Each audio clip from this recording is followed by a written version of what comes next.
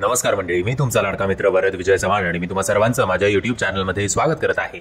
मंडळी, जेव्हा आपण हिंदीमधला राजनीती हा सिनेमा बघितला होता किंवा अलीकडेच हॉटस्टारवर आलेली एक वेब सिरीज, ज्या वेब सिरीजचं नाव होतं सिटी ऑफ ड्रीम्स, तेव्हा राजकारण आणि अशा बॅकग्राऊंडवर आधारित असलेले हे सिनेमे असतील किंवा वेब सिरीज असेल तर ते खूप इंटरेस्टिंग वाटायचं, नो डाऊट. पण त्याचबरोबर असं वाटायचं की अलीकडच्या काळामध्ये अशा बॅकग्राऊंडवर आधारित असले, ऑनलाईन असलेले मराठी सिनेमे काय येत नाहीत.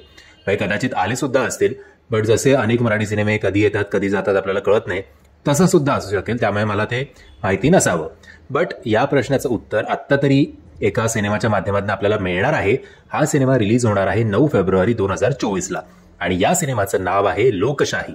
या सिनेमाची भली मोठी स्टारकास्ट आहे. म्हणजे त्या स्टारकास्टच्या, म्हणजे प्रत्येक स्टारच्या जर फॅन्सनी एकदा तरी हा सिनेमा थिएटरमध्ये जाऊन बघितला तरी हा सिनेमा आरामात 5 ते 10 कोटींची कमाई करेल, याच्यात काही शंका नाहीये. कारण स्टारकास्ट एकदा तुम्ही ऐकून घ्या. मोहन आगाशे सर, तेजश्री प्रधान, गिरीश ओक, समीर धर्माधिकारी, भार्गवी चिरमुले, शंतनू मोगे, प्रसन्न केतकर, अंकित मोहन, अजित कुलकर्णी, सोनल वाघमारे. अजून पण मी बरीचशी नावं मिस केली असतील तर माफ करा मला. बट एक खून, म्हणजे त्या राजकीय परिवारापैकी कोणाचा खून होतो की या राजकीय परिवाराच्या अगेन्स्ट कोणी आवाज चढवतं म्हणून खून केला जातो आणि मग त्यामध्ये किती संशयित असतात त्याच्यावर आधारित हा ओव्हरऑल सिनेमा आहे.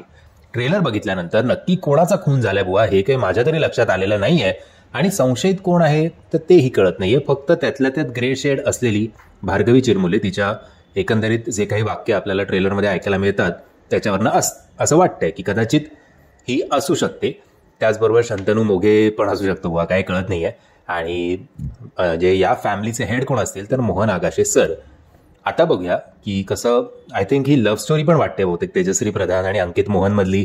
तर अंकित मोहन कदाचित जरा मिडल क्लास बॅकग्राऊंड मधला, मग त्या स्टेटसला मॅच न करणारा परिवार म्हणून त्याचा खून केला जातो का, की राजकीय फायद्यासाठी स्वतःच्याच परिवारामधल्या कोणाचा किंवा दुसऱ्या पार्टीचा. असे अनेक प्रश्न आहेत आणि त्या प्रश्नाची उत्तर जर आपल्याला जाणून घ्यायची असतील तर ती फक्त आपल्याला 9 तारखेला जर आपण थिएटरमध्ये जाऊन हा सिनेमा बघितला तरच मिळतील. प्रॉब्लेम असा आहे की नेहमीप्रमाणे पुन्हा एकदा 2-3 मराठी सिनेमे रिलीज होणार आहेत 9 फेब्रुवारी 2024ला. एक आय थिंक आत्ताच मी त्याचा रिव्ह्यू केला, Prathamesh Parab starrer delivery boy हा सिनेमा.